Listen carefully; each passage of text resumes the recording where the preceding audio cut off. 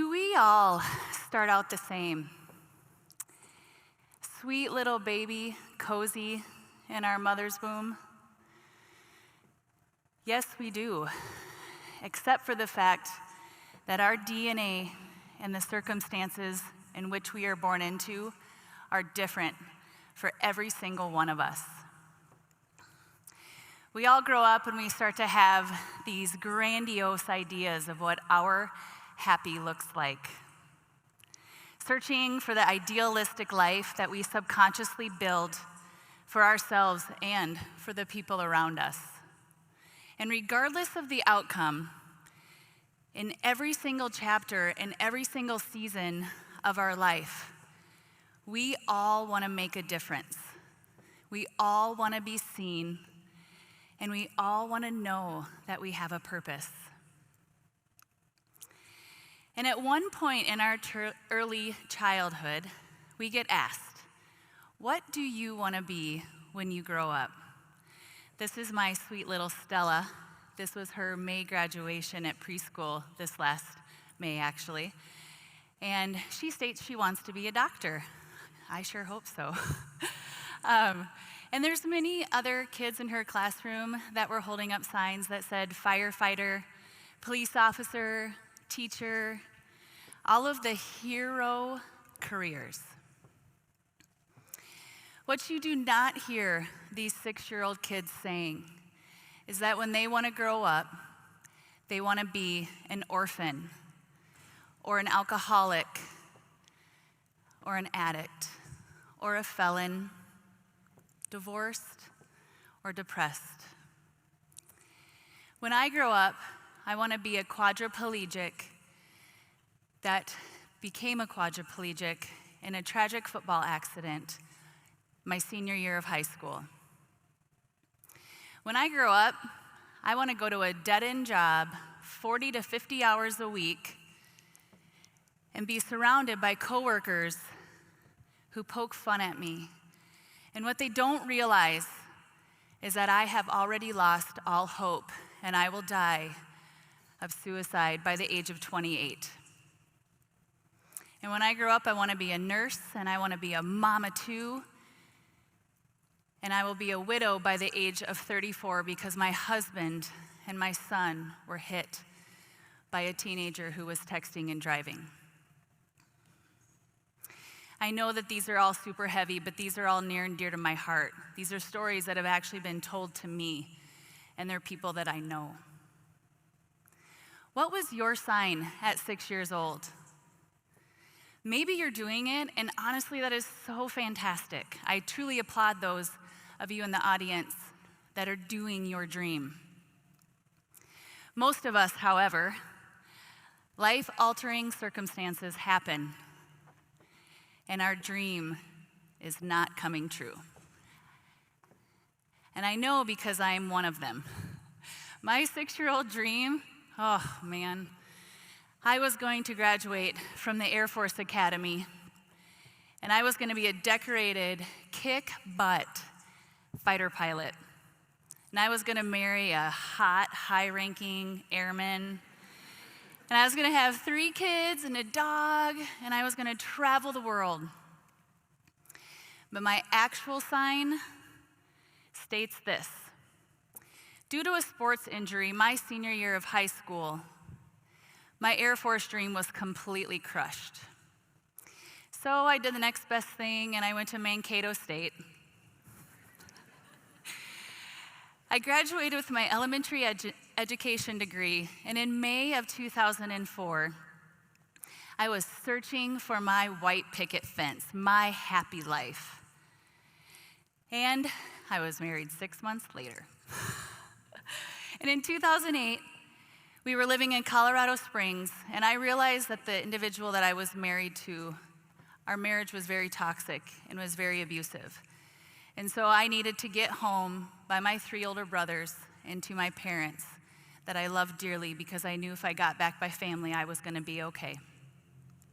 So in 2009, I moved to Sioux Falls, South Dakota. Woo, woo, love Sioux Falls. And then 6 months later, I was divorced, and I was a single mom with a sweet little boy named Jacob. And then in 2012, I actually met my true soulmate, Amos, who happens to be an airman, and he is gorgeous. Thank you, Jesus. And at that time, my son Jacob gained a bonus dad, and we have made 3 beautiful daughters since then. Life was so good. God, we were feeling so blessed. And I remember waking up and sometimes having to pinch myself because I was like, God, can this really be? This is the happy life. Like, I'm living it. I'm finally in it. And then this sweet little girl right here is Evelyn. She is our 4th. After I had Evelyn, I developed postpartum depression. If any of you know what postpartum depression does or is, it is completely paralyzing. And as you can see in this picture, this does not look like me on this stage. There is a lot of pain in those eyes. I'd heard about postpartum depression, but I could not relate. I had 3 amazing pregnancies, and afterwards I bounced right back. I don't even really think I took much of a maternity leave for any of them. I was like, let's go. I'm ready to get back into the world. And I am really naturally, I'm a joyful person. And so with postpartum depression, I felt completely emotionless. It was this weird, dull pain. And I was sad all the time. I couldn't even smile at my kids or my husband. And normally when we hit this sort of low, no matter what your vice is, you turn to your vice. And mine just so happened to be alcohol. And before I knew it, I was a complete closet alcoholic, and I could not quit. So I found ways. I found ways to hide, and I found ways to feed my disease, even around my daily life. I was taking care of a toddler. I was snuggling with my newborn. I was putting pigtails in my preschooler's hair. I was playing catch football, because I love football, out in the front yard with my 11-year-old. I was being a wife, trying to be a wife. And I was also working part-time at my husband's tech business. And I was also working part-time at a nonprofit organization here in Sioux Falls that I absolutely love. And eventually, just like this can, all the pressures were building up and building up. And for all of you in the audience, whatever your pressures are, it could be anything from taking care of an aging parent. It could be taking care of a child with a severe disability. It could be cancer treatment after cancer treatment for yourself or for someone else. It can be job stress. It can be chronic anxiety. But what's happening in this can, you guys, is the pressure is building up, and eventually we all hit this breaking point. And what happens? Yeah, I don't want to open it. Would you like to open this? No, me neither. So from the outside looking in, even just like this can, in the middle picture of my family, anybody and everybody would have thought that I had the most picturesque life. I hid my pain and my hurt so well.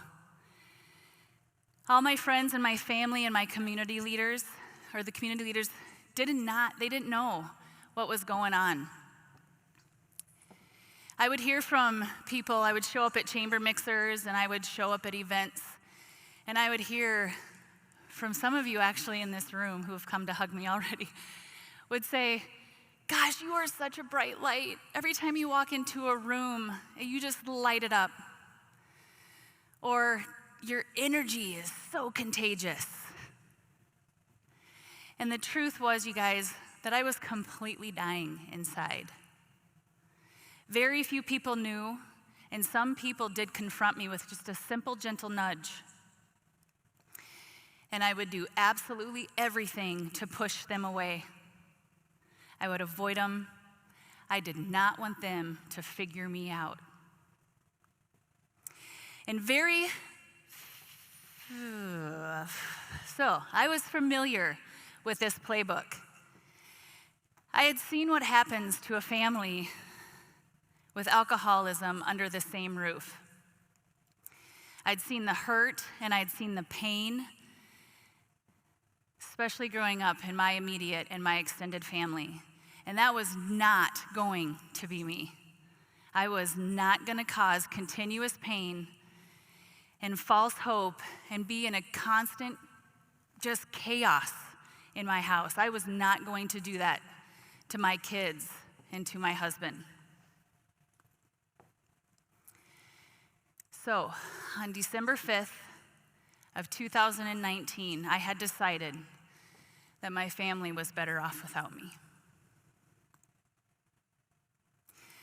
Brittany and Jacob, my two oldest, they headed off to school. My two youngest got in the car with my husband, and he was going to be dropping them off at daycare. And after everybody left, the house was silent.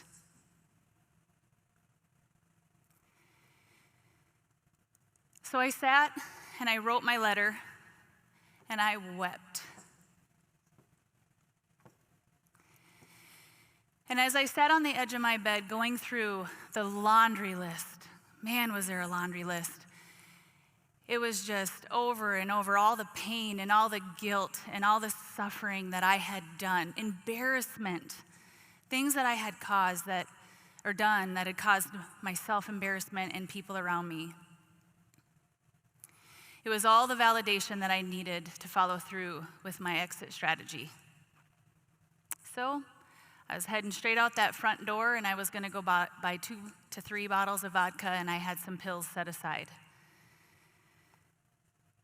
It was time for me to release the pressure.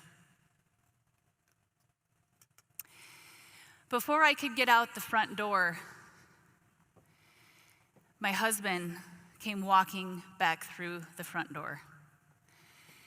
And he explained to me that he was on his way to work, and he felt the need to come home and work from home for some reason. And for those of you that know me, I don't believe in consequences. To me, that was complete divine intervention. So now I realize that my plan has been altered. And so I go back to bed, and I lay there, and I'm crying, and I'm re-strategizing in my head, thinking, God dang it. Like, now what am I going to do? And I had my back turned to the door, and all of a sudden I felt these 2 angelic arms crawl into bed with me and just squeeze me so tight. And all I heard, these words that absolutely changed my life, which was, Heather, it is time. And it was my dear friend Kate from Hills Beaver Creek, who leads my Bible study. Amos called her and asked her to come over because he said, I don't know what's going on, but something is not okay with my wife.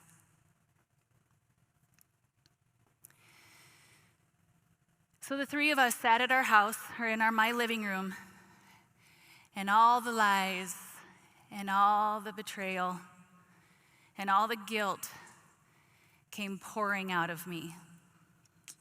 The pressure had popped. And you guys, the relief that I felt, to be honest and open, and sitting in front of my husband and telling him, hey, I've been lying to you. I've been hiding stuff from you. That is not an easy thing, but it felt so good. And yet it was paired with this crazy fear, because I knew that I had a very long journey ahead of me of forgiveness and healing. I'm so grateful that Kate, Andy's her husband's name, I always get that wrong. Kate and Amos answered Christ's call that day. They literally dropped everything. And they came to a friend, and they had no idea that by doing that day, that they were saving my life.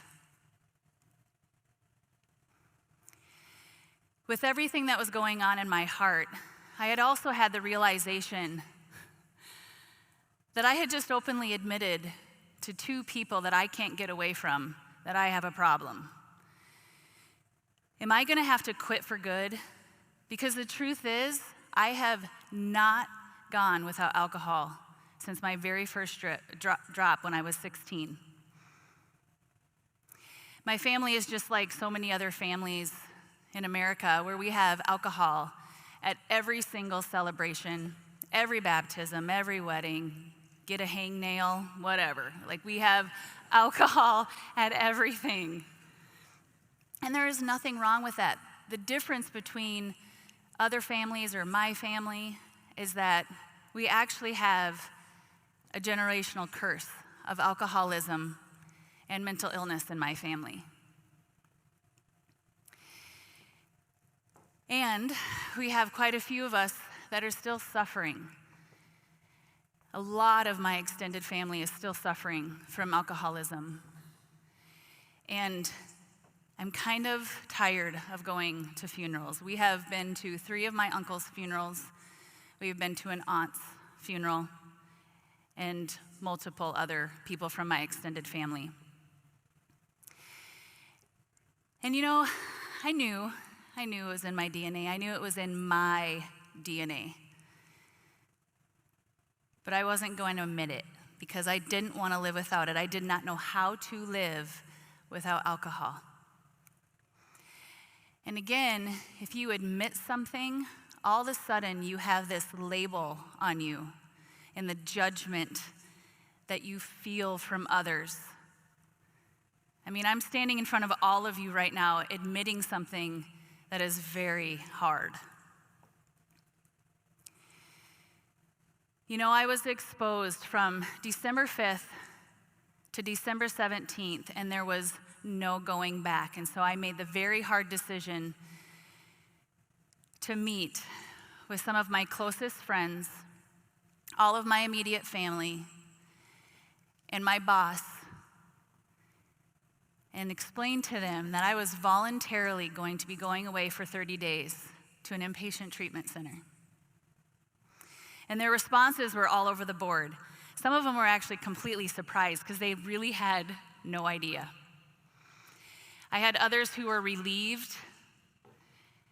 And then across the board, there was probably about a dozen individuals that I called and said, I need to meet with you and I need to talk to you about something. And every single one of them did not judge me. Go figure, right? Like, we're all in our heads, and we all think that the minute we actually tell our story and we admit something, that we're gonna be judged. But every one of them said to me, I am so proud of you. So December 17th, 2019, I woke up and I kissed all 4 of my beautiful kiddos. See you later. Wasn't a goodbye. And then Amos and I loaded up in the car and we headed to Woodstock Treatment Center. I truly felt that day that I was living my worst nightmare. I can feel it in my heart right now. I can feel the pounding that I felt that whole entire drive to Woodstock. And before he left, I was clinging on to my husband so tight. And I was pleading with him, please, Amos, do not leave me here. I can't stay here.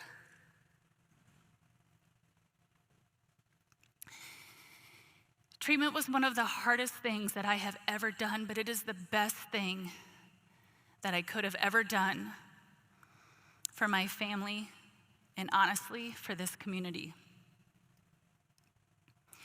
And as time goes on, and the more open I am about my disease and my story, I hear things like, gosh, why didn't we confront you? We knew something We knew something was wrong, Heather. Why didn't we confront you?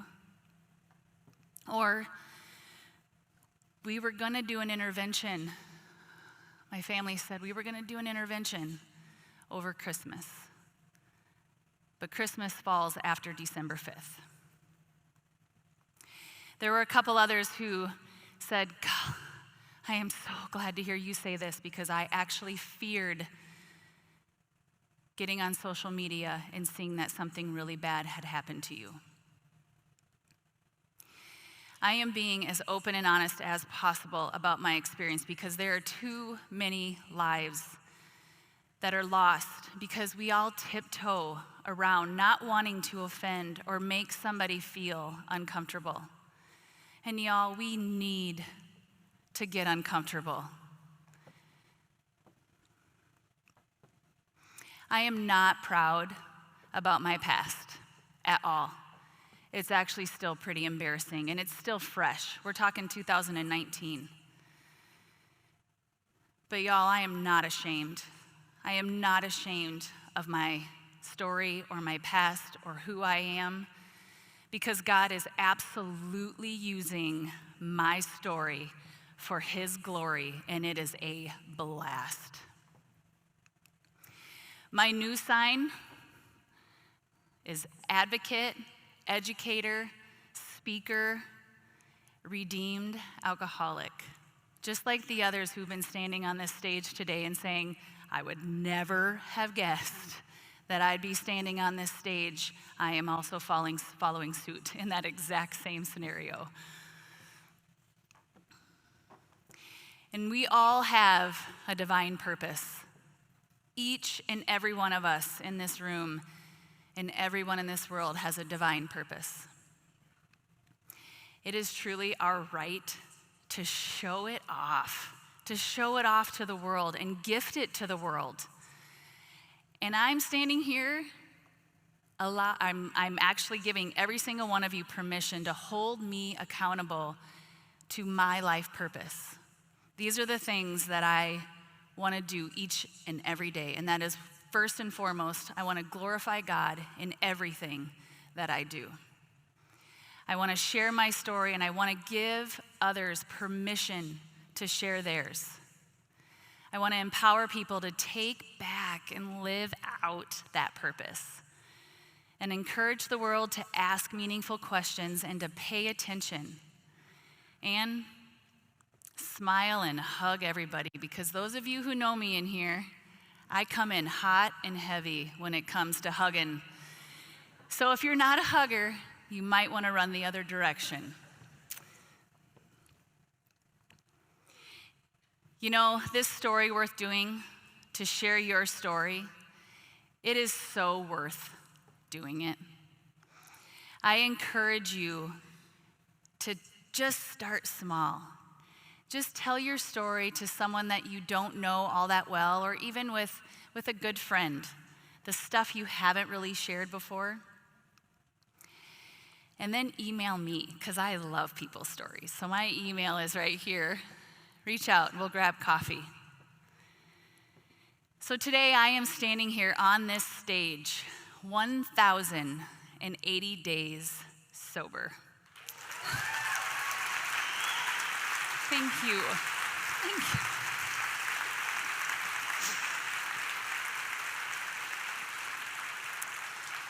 you. Y'all, I am living proof that sharing your story, it saves lives, it gives people hope, and it is such a great reminder that we are all destined for such great things. We have to be willing to fight for it and do the hard thing. Thank you.